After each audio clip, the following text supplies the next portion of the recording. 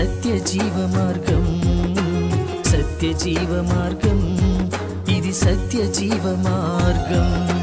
మార్గం సత్యం జీవం, మార్గం సత్యం జీవం.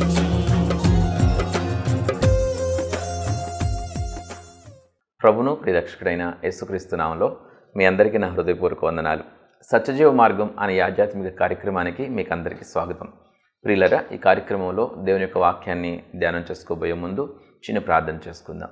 మహాగణుడు పరిశుద్ధుడైన మా ప్రభువా, మీకు స్తుతులు స్తోత్రములు చెల్లిస్తూ ఉన్నాం. ఈ ప్రత్యేక సమయంలోనైనా మీ వాక్యాన్ని ధ్యానం చేయడానికి మేము సిద్ధపడుతూ ఉండగా మాతో మాట్లాడండి, మీ స్వరాన్ని మాకు వినిపించండి. మీ కృప మాకు తోడుగా ఉంచి మమ్మల్ని బలపరచమని ప్రభువైన యేసు నామములో ప్రార్థించి వేడుకొంచున్నాం నా తండ్రి, ఆమేన్. ప్రియులరా, మరొకసారి మీ అందరికీ నా హృదయపూర్వక వందనాలు.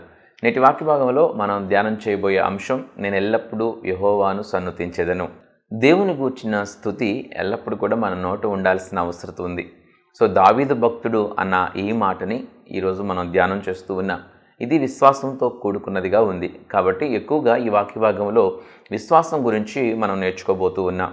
నేను ఎల్లప్పుడూ యెహోవాను సన్నుతించెదను. దావీదు మాట్లాడటమే చెప్పడమే కాదు, తన జీవితంలో దేవుణ్ణి అంత ఎక్కువగా స్తుతించి, అంత ఎక్కువగా దేవుణ్ణి వెంబడించి, దేవుని హృదయానుసారుడు అన్న గొప్ప పేరుని పొందుకున్నాడు. కాబట్టి మన విశ్వాస పరిమాణం ఎలా ఉంది అనేది మనకు తెలియాల్సిన అవసరం ఉంది. ఎందుకంటే విశ్వాసం ఉన్నప్పుడే దేవునితో సరిగా మనం నడవగలుగుతాం, దేవుని మీద ఆనుకోగలుగుతాం. ఏంటి ఈ విశ్వాసం, విశ్వాసం గురించి ఎలా అర్థం చేసుకోవాలి అనేది మనం ఆలోచన చేస్తే, సాధారణంగానే ప్రతి ఒక్క వ్యక్తి జీవితం కూడా విశ్వాసంతో ముడిపడి ఉంటుంది. కొంతమంది మనుషుల మీద మనకి విశ్వాసం ఉంటుంది. ఒక భార్యకి భర్త మీద విశ్వాసం ఉంటుందా లేదా? ఉంటుంది. భర్తకి భార్య మీద విశ్వాసం ఉంటుందా లేదా? ఉంటుంది. తల్లిదండ్రులకి బిడ్డల మీద విశ్వాసం ఉంటుందా ఉండదా? ఉంటుంది. మరి బిడ్డలకి తల్లిదండ్రులంటే విశ్వాసం ఉంటుందా ఉండదా? ఉంటుంది. ఈ రీతిగా మనుషులకి మధ్య విశ్వాసం అనే ఒక బంధం ఉంటుంది. ఒక కుమార్తె కాలేజీ ఫీజు కట్టాలి. కాలేజీలో అనౌన్స్ చేశారు, 1000 రూపాయలు ఎగ్జామ్ ఫీజు కట్టాలి అంటే, అలాగే సార్ కట్టేస్తాం, ఎల్లుండి కట్టేస్తాం, రేపు కట్టేస్తాం అని ఆ కుమార్తె చాలా కరాఖండిగా మేనేజ్మెంట్తో, కాలేజీ మేనేజ్మెంట్తో చెప్తుంది. ఎందుకు చెప్పగలిగింది? ఆమె దగ్గర 1000 రూపాయలు ఉన్నాయా అంటే కాదు. ఆ కుమార్తెకు తండ్రి మీద విశ్వాసం ఉంది. ఏంటి, నేను డాడీని అడుగుతాను, డాడీని 1000 రూపాయలు అడిగితే డాడీ నాకు 1000 రూపాయలు ఫోన్పే చేస్తారు, నేను ఈ 1000 రూపాయల ఎగ్జామ్ ఫీజు కట్టేస్తాను అనేది విశ్వాసం. ఎందుకని? డాడీకి ఇవ్వాల్సిన రెస్పాన్సిబిలిటీ, ఇచ్చే ప్రేమ, ఇచ్చే సామర్థ్యం అన్నీ కూడా డాడీకి ఉన్నాయి కాబట్టి అంత కరాఖండి అయిన విశ్వాసం ఆ కుమార్తెకు ఉంది. కాబట్టి ఆ కుమార్తె చాలా చక్కగా చెప్తుంది. అది కుమార్తెకి తండ్రి మీద ఉన్న విశ్వాసం. అలాగే భార్య భర్త మీద ఒక విశ్వాసం ఉంచుతుంది. సో తన అవసరతలో తను ఎవరికి చెప్పుకుంటుంది అంటే తన భర్తకు చెప్పుకుంటుంది. తనకి మనసు బాగోకపోయినా, తనకి ఏదైనా సమస్య ఉన్నా తన భార్యకి పంచుకుంటూ ఉంటాడు. భార్యకి అవసరమైన భర్తతో పంచుకుంటూ ఉంటుంది. ఎందుకంటే వారు ఖచ్చితంగా సహాయం చేస్తారనే విశ్వాసం వారికి ఉంది. వారు అడిగితే వారు తప్పక సహాయం చేస్తారని. సో విశ్వాసము, ప్రేమ అనే ఒక మంచి క్రియల వలన ఈ యొక్క బంధాలన్నీ స్థిరపరచబడుతున్నట్లుగా మనం చూస్తూ ఉన్నాం. తన బిడ్డల పట్ల ఆ తల్లిదండ్రులు ప్రేమను వెల్లడి చేసే సందర్భాలు ఎన్నో ఉంటాయి. ఇవన్నీ కూడా విశ్వాసం ద్వారా జరుగుతూ ఉంటాయి. అయితే ఇప్పుడు దేవుని దగ్గరికి వద్దాం. సో మనం దేవునితో మనం కలిసి నడుస్తూ ఉన్నామంటే దేవుని పట్ల ఉన్న విశ్వాసం ఎలా ఉంది, దేవుని పట్ల నాకు విశ్వాసం ఉంది అనే ఒక స్పష్టత మీ హృదయాల్లో ఉందా లేదా అనేది పరిశీలన చేసుకోవాలి. విశ్వాసం ఇందడక కుమార్తె 1000 రూపాయలు ఫీజు కట్టమంటే చాలా సునాయాసంగా రేపు కట్టేస్తాం సార్ అని చెప్పగలిగింది. ఒకవేళ 10 లక్షలు ఫీజు కట్టాలి అంటే మరి ఏమని ఆలోచిస్తుంది? అమ్మో, మరి డాడీ దగ్గర ఉన్నాయో లేవో, ఇప్పటికిప్పుడు ఇంత పెద్ద మొత్తాన్ని తీసుకురావాలంటే ఎలా, నేను మరి కనుక్కొని చెప్పాలి సార్ అని చెప్తుంది. కానీ మేనేజ్మెంట్కి రేపు కట్టేస్తాం సార్ అని చెప్పగలదా అంటే చెప్పలేదు. డాడీకి ఇచ్చే ప్రేమ ఉంది కానీ ఇచ్చే కెపాసిటీ ఉందా లేదా అనేది అనే అభిప్రాయం. అంటే చూడండి, ఆ డాడీ మీద ఉన్న విశ్వాసానికి లిమిట్స్ ఉన్నాయి, హద్దులు ఉన్నాయి. ఇప్పుడు దేవుని దగ్గర మనం ఆలోచన చేస్తే దేవుని మీద మనం విశ్వాసం ఉంచే విశ్వాసానికి హద్దులు ఉండవండి, హద్దులు ఉండవు. దేవుడు ఏదైనా చేయగలిగిన వాడు కదా, ఆ దేవునికి హద్దులు ఉండవు కదండి. ఇది చేయగలడు, ఇది చేయలేడు, ఇలాంటి సమస్య నుంచి అయితే విడిపించగలడు, ఇలాంటి సమస్య నుంచి అయితే విడిపించలేడు అనేది ఉండనే ఉండదు. కాబట్టి దేవుడు ఖచ్చితంగా ఏ సందర్భంలోనైనా ఎలాంటి పరిస్థితుల్లోనైనా సహాయం చేయగలడు. కాబట్టి విశ్వాసం అనేది ఎంతగా దేవుని మీద ఉంచుతున్నాం అనేది మనం ఆలోచన చేయాలి.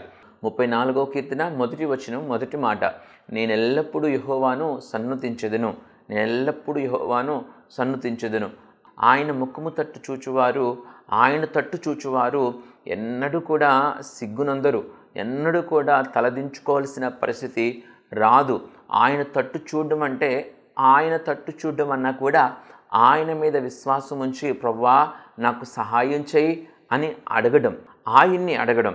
సో ఎవరి తట్టు చూస్తాం? కొండల తట్టు చూస్తామా? మన అవసరతలో బంధువుల తట్టు చూడొచ్చు, మన అవసరతలో మరి స్నేహితుల తట్టు చూడొచ్చు, మన అవసరతలో ఇరుగు పొరుగు వారి తట్టు చూడొచ్చు, మన అవసరతలో ఎమ్మెల్యేల వైపో, ఎంపీల వైపో, గొప్ప గొప్ప రాజకీయ నాయకుల వైపో, ఐశ్వర్యవంతుల వైపో చూడొచ్చు.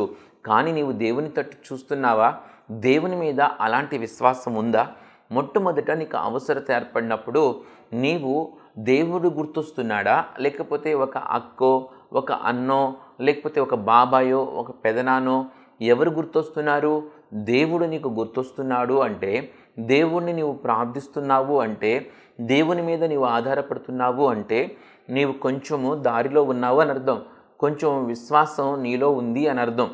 నీవు ప్రభువుని ప్రార్థిస్తే దేవుడు ఆలోచన చెప్పే ఆలోచనకర్త, ఆయన ఆలోచన చెప్తాడు. ఆయన యందు భయభక్తులు కలిగి విశ్వాసం కలిగి నీవు ఉన్నట్లయితే ఆ మొబ్బు తొలగిపోయినట్లుగా, ఆ సమస్యలు తొలగిపోయేటట్లు కూడా దేవుడు చేయగలడు. దేవుడు చేయలేనిదంటూ ఏది లేనే లేదు. ప్రతి సందర్భంలో కూడా దావీదు దేవుని ఉనికిని గుర్తించేవాడు, దేవుని కృపను గుర్తించేవాడు, దేవుణ్ణి స్తుతించి ఘనపరిచేవాడు. ఈ సందర్భంలో, ఏ సందర్భంలో ఈ 34వ కీర్తన రాయబడింది అని మనం ఆలోచన చేస్తే, దావీదు కుమారుడు దావీదుని చంపాలని ప్రయత్నం చేస్తున్నాడు.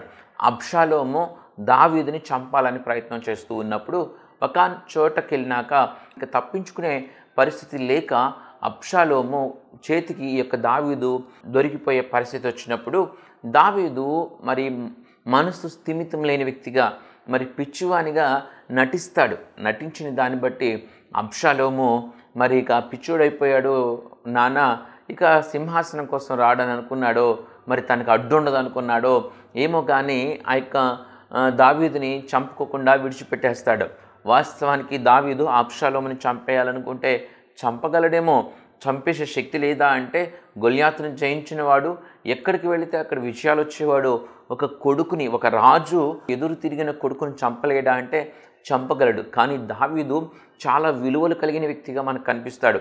సౌలును కూడా దావీదు తన చేతులతో తను చంపలా. మరి అలాగే అబ్షాలోము కొడుకుని ఎలా చంపగలడు? ఎదురు తిరిగిన కొడుకుని ఎలా దావీదు తన చేతులతో చంపగలడు? అందుకనే పారిపోయి ఒకానొక చోట అబ్షాలోము చేతికి చిక్కుకునే పరిస్థితుల్లో కూడా తను అలా నటించాల్సిన పరిస్థితి వచ్చింది. నటించిన దాన్ని బట్టి అబ్షాలోము దావీదును చంపకుండా విడిచిపెట్టాడు. ఆ తరువాత ఈ కార్యము తనని రక్షించింది దేవుడని, అంటే దేవుణ్ణి ప్రార్థించగా దేవుడిచ్చిన ఆలోచనను బట్టి తను ఆ రీతిగా చేస్తూ ఉంటాడు. కాబట్టి దావీదు దేవుణ్ణి సన్నుతిస్తున్నాడు, దేవుణ్ణి ఘనపరుస్తున్నాడు, దేవుణ్ణి మహింపరుస్తున్నాడు. దేవా నేను ఎల్లప్పుడూ నిన్ను సన్నుతిస్తాను అంటున్నాడు. నేను ఎల్లప్పుడూ ఆయన్ని సన్నుతిస్తాను, నేను ఎల్లప్పుడూ యెహోవాను సన్నుతించెదను, ఆయన తట్టు చూచువారు ఎన్నడూను లజ్జింపరు అని చెప్తూ ఉన్నాడు. అంటే ఎంతగానో మహింపరుస్తూ ఉన్నాడు. ఈ 22వ కీర్తనలో మనం ఎలాగ ఉంటే దేవుడు ఎలా కార్యాలు చేస్తాడో సుస్పష్టంగా ఉంటుంది. మనము ఏ రీతిగా ఒక్క అడుగు దేవుని కోసం వేస్తే దేవుడు 2 అడుగులు ఎలాగేస్తాడో, మరి ఒక వంతు విశ్వాసం మనం చూపిస్తే 2 వంతుల కార్యాలని మనం ఎలా చూడొచ్చు కూడా ఈ 34వ కీర్తన మనకు బోధిస్తూ ఉంటుంది. దేవుడు శక్తి కలిగిన వాడు, కృప కలిగిన వాడు, ఏ కార్యాన్నైనా చేయగలిగిన వాడు. నీలో విశ్వాసం ఉందా? అమ్మ నాకు సహాయం చేస్తుంది, నాన్న నాకు సహాయం చేస్తారు, అలాంటి నమ్మకంతో నువ్వు బ్రతికి వాళ్ళతో ప్రేమబంధం కలిగి ఉంటావు, అలా షేర్ చేసుకుంటావు. నీకు ఏదైనా అవసరం వచ్చినప్పుడు మమ్మీ నాకు అది కావాలి, డాడీ నాకు ఇది కావాలని అడుగుతావు. నువ్వు అడిగినప్పుడు వారు నీకు సహాయం చేస్తున్నారు. వారు నీకు సహాయం చేస్తారనే నమ్మకంతోనే నువ్వు అడుగుతున్నావు. నీకు అవసరమైనప్పుడు ఇరుగు పొరుగు వారినో, లేకపోతే బాబాయ్నో, లేకపోతే అక్కనో, లేకపోతే అత్తనో, లేకపోతే పెద్దనాన్నో, లేకపోతే పెద్దమ్మనో, లేకపోతే ఎవరికో అడుగువు. మీ మమ్మీని, మీ డాడీని అడుగుతావు. ఎందుకంటే వారి దగ్గర అవకాశం ఉంటుందో ఉండదో, వారికి సహాయం చేయగలిగే ప్రేమ ఉంటుందో ఉండదో, కానీ అమ్మ నాన్న అయితే ఖచ్చితంగా సహాయం చేస్తారు, ఖచ్చితంగా నాకు ఇది ఇస్తారు అనే విశ్వాసం ఎవరి మీద ఉంది? అమ్మ మీద, నాన్న మీద ఉంది. కాబట్టి నువ్వు అమ్మని నాన్నని అడుగుతున్నావు, వారు ఇస్తున్నారు, నీకు అవసరం తీరుతుంది. అలాగే నీవు దేవుడు ఇస్తాడు, నా దేవుడు నాకు సహాయం చేస్తాడు, ఆయన ఉన్నవాడు, ఆయన నేను ప్రార్థన చేస్తే ఆలకిస్తాడు అనే ఒక విశ్వాసంతో నువ్వు బ్రతుకుతున్నప్పుడు ఎలాంటి ఉపద్రవాలు, ఎలాంటి తుఫానులు నీ జీవితంలో చెలరేగినా నీ విశ్వాసం సన్నగిల్లిపోదు. నువ్వు దేవునితో దూరం అయిపోవు. దేవుని చేతిలోనే నువ్వు చేపెట్టి ఉంచగలుగుతూ ఉంటావు. కాబట్టి ఆ విశ్వాసం అనే ఆ యొక్క యాక్టివిటీ హృదయంలోనూ మన మనస్సులోనూ స్థిరపడి ఉండాల్సిన అవసరత ఉంది. ప్రభువుకి నమ్మకంగా జీవిస్తూ ఉంటే ప్రభు గొప్ప గొప్ప కార్యాలు మన జీవితంలో చేయగలగడానికి అవకాశాలు ఉంటాయి. దేవుడు గొప్ప గొప్ప కార్యాలు చేయాలన్న ఉద్దేశంతోనే మనకి ఇలాంటి ఆజ్ఞలు మన ముందు మన చేతుల్లో ఉంచి ఉన్నారు. ఆ ఆజ్ఞలు అన్నీ ఏంటి అని ఆలోచన చేస్తే ఆ ఆజ్ఞలన్నీ కూడా మనల్ని కట్టుదిట్టం చేసి మన చుట్టూ గిరిగీసి మనల్ని ఇబ్బంది పెట్టాలనే ఉద్దేశం కాదు. ఆ ఆజ్ఞలు మనం ఏం చేయాలో ఏం చేయకూడదో బోధించిన ఆ బోధలన్నీ కూడా దేవుని యొక్క ప్రణాళికలో మనం ఇమిడిపోవడానికి, మనం ఆశీర్వదింపబడటానికి, మనం నెమ్మదితో సుఖజీవం మనం పొందుకోగలగడానికి, మనం ఆరోగ్యకరమైన దీర్ఘాయుష్ను పొందుకోవడానికి కావలసిన మార్గం, అది కావలసిన జ్ఞానయుక్తమైన మార్గం ఆ వాక్య భాగాలు. అంతేగాని అవి ఆజ్ఞలు అది చేయకూడదంట, ఇది చేయకూడదంట, అలా ఉండకూడదంట, ఇలా ఉండకూడదంట, ఇదంతా ఎక్కడ తలనొప్పురా బాబు అని కొంతమంది యవ్వన బిడ్డలు అనుకోవడానికి అవకాశం ఉంటుంది. మరి కొంతమంది తెలియక అనుకోవడానికి అవకాశం ఉంటుంది. అవి ఎందుకు అంటే అవి సుఖజీవాన్ని పొందుకోవడానికి, అవి ఎందుకు అంటే అవి దీర్ఘాయుష్ను పొందుకోవడానికి, అవి ఎందుకు అంటే దేవుడు మన జీవితాల్లో చేయాలనుకున్న గొప్ప మేలులు మనం పొందుకునేటట్లుగా అవి మనల్ని సన్మార్గంలో నడిపించడానికే అవి అన్నీ కూడా ఉన్నాయని మనం గుర్తెరిగినప్పుడు చాలా మాధుర్యంగా ఆ మార్గాన్ని మనం అనుభవించగలుగుతాం. ఆ రుచి అంత మధురంగా ఉంటుంది. కాబట్టి ప్రియులారా, విశ్వాసం అనేది హృదయాల్లో మెండుగా ఉండాల్సిన అవసరం ఉంది. ఏమండి, నెబుకద్నెజరు యూదయా దేశాన్ని జయించి యూదయా దేశంలో నుంచి 10,000 మంది శక్తి కలిగిన జ్ఞానంగా కనిపించిన యవ్వన బిడ్డలను మరి ఆ యొక్క దేశానికి బానిసలుగా తీసుకుపోయి వారికి ట్రైనింగ్ ఇవ్వాలనుకున్నప్పుడు వారిలో నలుగురు స్థిరమైన విశ్వాసాన్ని కనపరచగలిగారు. స్థిరమైన విశ్వాసాన్ని నలుగురు కనపరచగలిగారు. వారికి ఇబ్బంది కలుగుతుందేమో అని తెలిసినా కూడా, వారికి నష్టం కలుగుద్దేమో తెలిసినా కూడా, వారికి శిక్ష వచ్చి పడుతుందేమో అని తెలిసినా కూడా వారు ఏం చేశారంటే విశ్వాసాన్ని కలిగి ఉన్నారు. ఎందుకంటే దేవుడు ఉన్నాడు, మా దేవుడు శక్తివంతుడు, దేవుడు ఈ రీతిగా ఉండమన్నాడు, దేవునికి అనుకూలంగా జీవించాలి, దేవునికి అనుకూలంగా జీవించాలి, దేవుడు ఎలాగైనా మాకు సహాయం చేయగలిగిన వాడు, సహాయం చేయకపోయినా కూడా ఆయనకి విధేయత చూపిస్తామంతే అని చాలా క్లారిటీగా విశ్వాసం అనేది కనిపిస్తూ ఉంటుంది. దానియేలులో కానీ, మరి షడ్రక్ మెషక్ అబేద్నెగోల్లో కానీ ఆ నలుగురిలో మనకు అలాంటి విశ్వాసం అనేది మనం చూడగలుగుతూ ఉంటాం.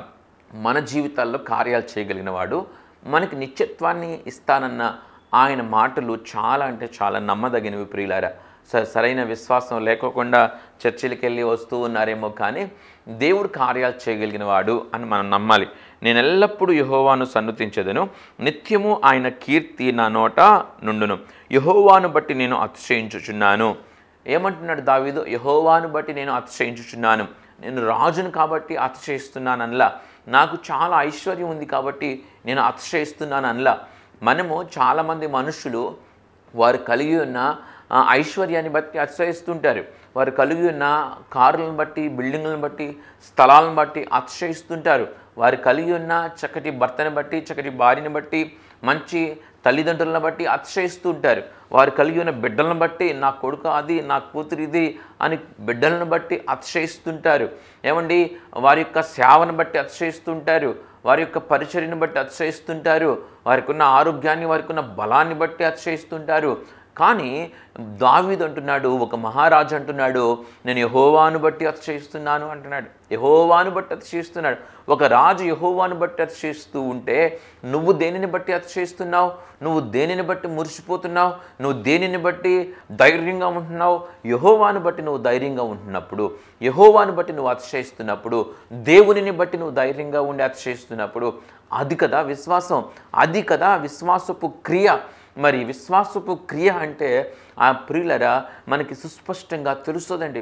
విశ్వాసం మనలో ఉంది అంటే ఖచ్చితంగా దేవుని మీద ఆధారపడతాం.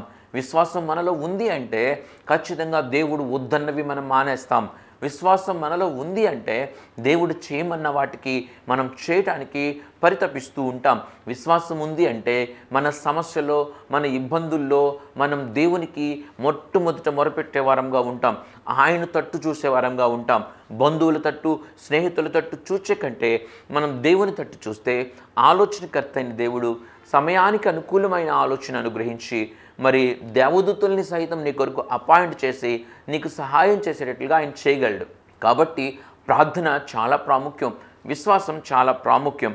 చూడండి, విశ్వాసం లేకపోతే ఆ భక్తి యొక్క భవనం అనేది కూలిపోతూ ఉంటుంది. ఆ భక్తి జీవితం అనే భవనం ఈజీగా కూలిపోద్ది. తుఫాన్ వస్తే, లేకపోతే సమస్యలు అనే గాలి వచ్చి వీస్తే ఆ యొక్క భక్తి అనే ఆ కట్టడం కూలిపోతుంది.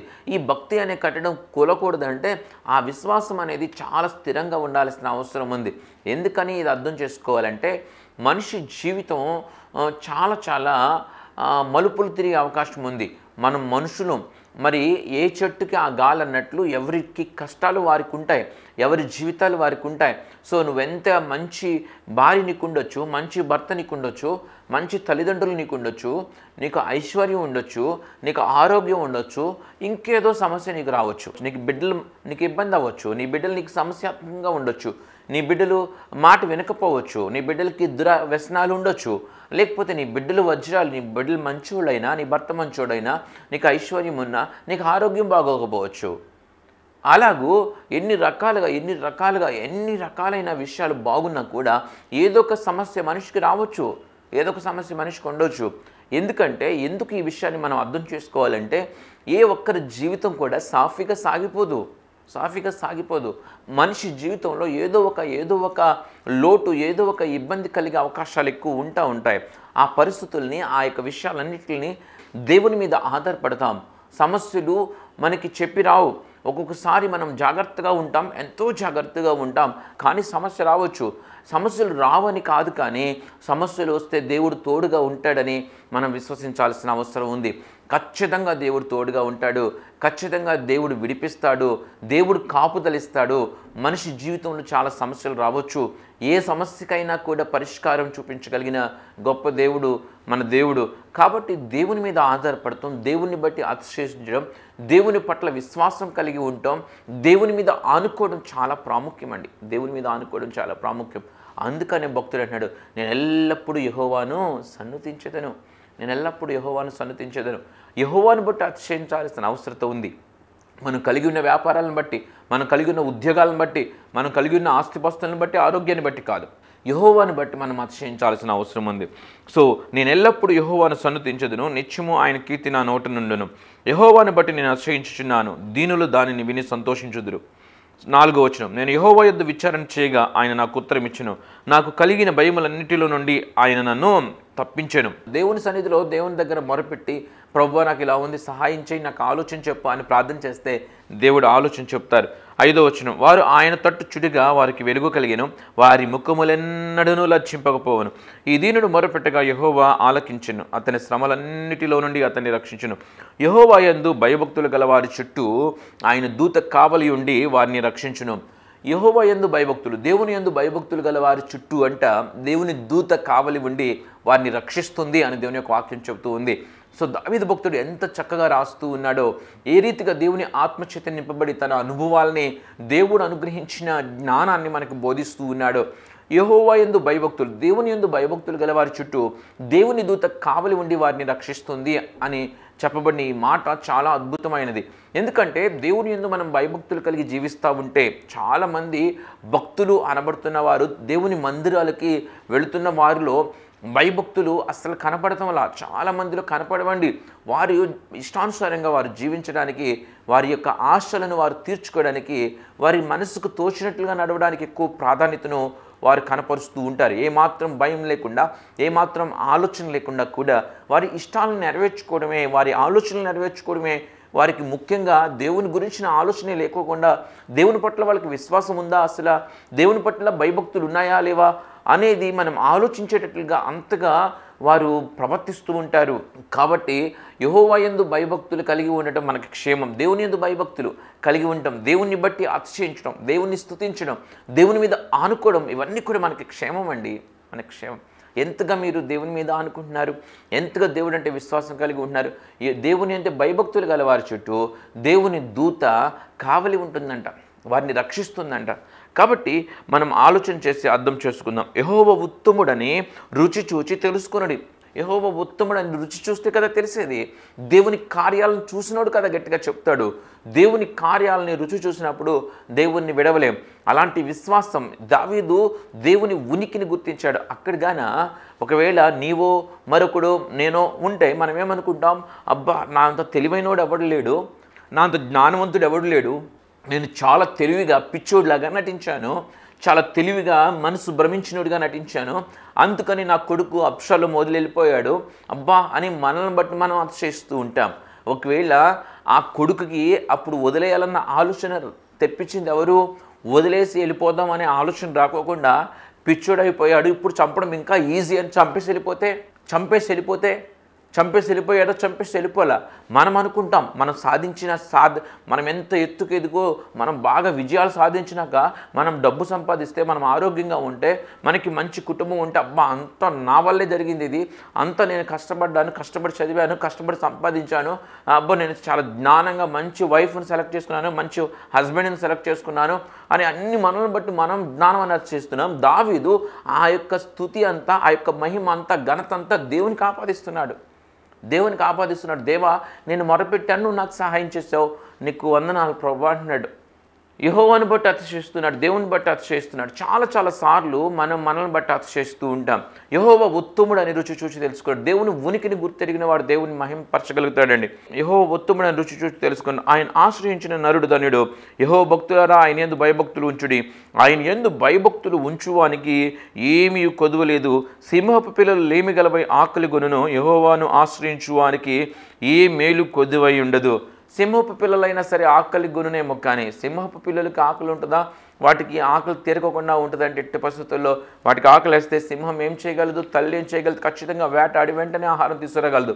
అలాంటి సింహపు పిల్లలైనా సరే లేమి గలవై ఆకలి గొనునేమో, కానీ యెహోవాను ఆశ్రయించిన వారికి ఏ మేలు కొదువై ఉండదని దేవుని యొక్క వాక్యం చెప్తుంది. ప్రియులారా, మీ సమస్యల్లో, మీ ఇరుకుల్లో, మీ ఇబ్బందుల్లో మీరు దుఃఖపడుతున్నారేమో, లేకపోతే కృంగిపోతున్నారేమో, బలహీనపడిపోతున్నారేమో, మరి భయంకరంగా దుఃఖిస్తున్నారేమో, మీరు ఆలోచన చేయండి. ప్రభు నమ్మదగినవాడు, శక్తి కలిగినవాడు. ప్రభువుని ఆశ్రయించి ఆయన యందు భయభక్తులు కలిగి దేవుని బట్టి అతిశయిస్తూ దేవుణ్ణి వెంబడించేవారుగా, ఆయన యందు విశ్వాసం కలిగి ఉండేవారుగా మీరు ఉంటే, మీరు ఇప్పుడు ప్రార్థన చేస్తే ఖచ్చితంగా దేవుడు మీకు సహాయం చేస్తాడు. మీ సమస్యల్లో నుంచి మిమ్మల్ని విడిపించగలిగిన వాడు, మిమ్మల్ని ఆదరించగలిగిన వాడు, మీకు ఊరటనివ్వగలిగిన వాడు, మీ పక్షమును వ్యాజ్యమాడగలిగిన వాడు, మీ పక్షమును యుద్ధం చేసి మీకు విజయాన్ని ఇవ్వగలిగిన వాడు, మిమ్మల్ని లేవనెత్తగలిగిన వాడు, గొప్ప దేవుడిగా మనం ఆరాధిస్తున్న దేవుడు ఉన్నాడని మరవద్దండి. దేవుడు సహాయం చేసే దేవుడు. ఆయన యందు భయభక్తులు కలిగి జీవిస్తున్నామా లేదా? దేవునికి విరోధంగా జీవిస్తున్నామా? లేకపోతే దేవుడు వద్దన్న పని చేస్తూ ఉన్నామా? ఆలోచన చేద్దాం, సరిచేసుకుందాం. దేవుని యందు విశ్వాసం కలిగి జీవించడం ద్వారా గొప్ప మేలుల్ని మనం పొందుకోగలుగుతాం. అలాంటి ఆశీర్వాదాలతో దేవుడు మనందరినీ నింపునుగాక, దీవించి ఆశీర్వదించునుగాక. ఆమేన్. ప్రార్థన చేసుకుందాం. మహాగరుడు పరిశుద్ధుడు అయిన మా ప్రభువా, మీకు స్తుతులు స్తోత్రములు చెల్లిస్తూ ఉన్నాం. నాయన, మీ యందు విశ్వాసం ఉంచడం చాలా ఉన్నతమైనదని, చాలా ఆవశ్యకమైందని ఇదిగో మీరు మాట్లాడిన మాటల కొరకే వందనాలు చెల్లిస్తూ ఉన్నాం. నాయన, ఇదిగో ఒక కుమార్తె తన తండ్రి మీద విశ్వాసం ఉంచుతుంది. ఇదిగో నా ప్రభువా, మీ మీద మేము విశ్వాసం ఉంచినప్పుడు నాయన, ఆ కుమార్తె తండ్రి నుంచి నాయన ఏ రీతిగా పొందుకుందో ఆ రీతిగా మీ నుంచి మేము పొందుకోగలుగుతాం. నాయన ఈ లోకంలో ఒక తండ్రికి హద్దులు ఉంటాయేమో కానీ మీకు ఏ హద్దులు లేవు నా ప్రభువా. మీరు చేయలేనిదంటూ ఏది ఉండనే ఉండదు నాయన. అయ్యా, మిమ్మల్ని బట్టి మేము అతిశయించడానికి, మిమ్మల్ని ఎల్లవేళలా సన్నతించడానికి మాకు సహాయం దయచేయండి.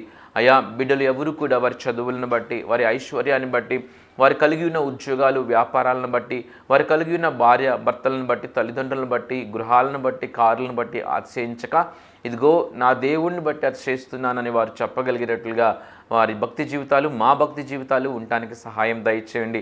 ఇదిగో నాయన, మహారాజు దావీదే నేను యెహోవాను బట్టి అతిశయిస్తున్నానని చెప్పినప్పుడు, ఇదిగో నాయన మేము నా తండ్రి చిన్న చిన్న విషయాలను బట్టి అతిశయిస్తూ నా ప్రభువా, అయ్యా మేము నిర్లక్ష్యపు భక్తి జీవితాన్ని చేస్తున్నామేమో పరిశీలన చేసుకోవడానికి, అలాగే నా ప్రభువా మీ బిడ్డలు నా తండ్రి సద్భక్తిని నాయన భయభక్తులు కలిగిన నా తండ్రి జీవితాలను పొందుకోవడానికి మీ సహాయం దయచేయమని, మీ ఎడల భయభక్తులు గలవారి చుట్టూ మీ దూత కావలి ఉంటుంది, రక్షిస్తుందని మీరు మాట్లాడుతున్నారు. అలాంటి నాయన నా తండ్రి రుచి ప్రతి బిడ్డ చూడ్డానికి నా ప్రభు, అలాంటి అనుభవం ప్రతి బిడ్డ పొందుకోవడానికి సహాయం దయచేయండి. ఈ ప్రత్యేక సమయంలో నా తండ్రి నాతో ప్రార్థనలో ఏకీభవించి ఏ బిడ్డలైతే నా తండ్రి వారి సమస్యలు నా తండ్రి మీతో పంచుకుంటూ ఉన్నారు, దయతో వారి మనవులను కూడా మీరు ఆలకించమని, వారికి మీ సహాయాన్ని అనుగ్రహించి ఇప్పుడే వారికి మేలు చేయమని, స్వస్థపరచమని, మీ కృప తోడుగా ఉంచమని ప్రభుని ప్రియరక్షకుడైన యేసుక్రీస్తు నామములో ప్రార్థించి వేడుకొంచున్నాము నా తండ్రి. ఆమేన్. దేవుడు మనందరినీ దీవించి ఆశీర్వదించును గాక. ఆమేన్. వర్తమానాలు ప్రతి ఆదివారం ఉదయం 7:30 గంటలకి, ప్రతి ఆదివారం సాయంత్రం 7:30 గంటలకి మీ అభిమాన ప్రవచన్ టెలివిజన్లో ప్రసారం అవుతున్నాయి. తప్పగా చూడండి. అలాగే యూట్యూబ్ ఛానల్ జోసఫ్ సుశీల్ని సబ్స్క్రైబ్ చేసుకోండి. మరి ఇతరులు కూడా ఆ ఛానల్ని సబ్స్క్రైబ్ చేసుకునే విషయంలో మీ పాత్ర మీరు పోషించండి. ఎందుకంటే దేవుని పనిలో అందరం జత పని వారము. మరి అట్టి పని మనం చేసినట్లయితే ఆ పని ద్వారా కూడా దీవెన మనకు వస్తూ ఉంది. అందరికీ కూడా సువార్తను వ్యాప్తి చెందించాల్సిన బాధ్యత ఉంది. మరి మీరు శిష్యులుగా తయారై ఇతరులను కూడా శిష్యులుగా తయారు చేయమని దేవుడు చెప్తూ ఉన్నాడు. సువార్త పనిలో మీరు కూడా పాలిభాగస్తులగినట్లుగా జోసఫ్ సుశీల్ అనే యూట్యూబ్ ఛానల్ని మీరు సబ్స్క్రైబ్ చేసుకోండి, ఇతరులకి షేర్ చేయండి. మీ స్నేహితులు బంధువులు కూడా దాన్ని సబ్స్క్రైబ్ చేసుకుని ఈ విలువైన వర్తమానాలు, వారు దేవుని మాటలు విలువైనవండి, దేవుని జ్ఞానం విలువైనది. ఆ జ్ఞానంతో మన హృదయం నింపబడినప్పుడు మన జీవితాలు ఆశీర్వదింపబడతాయి. కాబట్టి ఈ వర్తమానాలు వారు కూడా విన్నట్లుగా షేర్ చేయండి. ప్రియులారా, దేవుడు మనందరినీ దీవించును గాక. ఆమేన్. మీ అందరికీ నా హృదయపూర్వక వందనాలు. ప్రియమైన సహోదరి సహోదరులారా, మీకు నా హృదయపూర్వక వందనాలు తెలియచేస్తున్నాను. మీ ఆత్మీయ జీవితం ఎలా ఉంది? ఈ జీవన పయనంలో ఎదురయ్యే శోధనలలో విజయం పొందుకుంటున్నారా? మంచిది. మనం శోధనలను సహించి విజయం పొందటం ద్వారా మన పరలోకపు తండ్రి ఎంతో సంతోషిస్తారు. ప్రార్థనకు, వాక్య ధ్యానానికి, పాటలతో ప్రభువును స్తుతించడానికి నీవు ఖచ్చితంగా ప్రతిరోజు సమయం కేటాయించాలి. అప్పుడే నీవు లోకంలో ఉంటూనే నిష్కలంకంగా జీవించగలవు. చెట్టు మంచిదైతే విత్తు మంచిదవుతుంది. యథా రాజా తదా ప్రజ. మంచి కాపరిని కలిగిన మందలు ధన్యమైనవి. చిన్న కుటుంబం చింతలు లేని కుటుంబం. పెద్ద సంఘం కావాలి అని కాదు, మంచి సంఘం కావాలి అనుకోవాలి. అట్టహాసాలకి, ఆడంబరాలకి, ఆటపాటలకి ఆకర్షితులు కాక ప్రభువుకు సంపూర్ణ విధేయత చూపిస్తూ మంచి నడవడిక, మంచి సాక్షి జీవితం, మంద పట్ల బాధ్యత కలిగిన కాపరిని ఎంచుకోవాలి. ఆ సంఘంతోనూ ఆ సేవకునితోనూ తద్వారా ప్రభువుతో అంటుకట్టబడి ఉండాలి. మీ కష్టార్జితం, మీ దశమ భాగాలు మీరు సంతోషంగా దేవునికి కానుక ఇవ్వాలనుకున్నప్పుడు వాటిలో శ్రేష్టమైనవి, అత్యధికమైనవి మీ సంఘ కాపరికి మాత్రమే ఇవ్వాలి. మంద కాచేవాడు మంద పాలుకి అర్హుడు. ఎక్కడో ఉండే టీవీ వర్తమానికుడు ఎంతవరకు నీ మంచి చెడ్డ పట్టించుకోగలడు? ఎంతవరకు నీ యోగక్షేమాలు పట్టించుకోగలడు? నీ కన్నీరు చూడగలిగేది, నిన్ను పట్టించుకోగలిగేది, నీవు ఆశీర్వదింపబడితే సంతోషించేది నీ సంఘ కాపరి మాత్రమే. నీ సంఘ కాపరిని సంతోషపరచు, గణపరచు. ఆయన కంటనీరు రాకుండా చూసుకోవాలనే కోరిక నీవు కలిగి ఉంటే ప్రభువు సమస్తం చూస్తూ ఉన్నాడు. ప్రభు సేవలో మీ జోసఫ్ సుశీల్.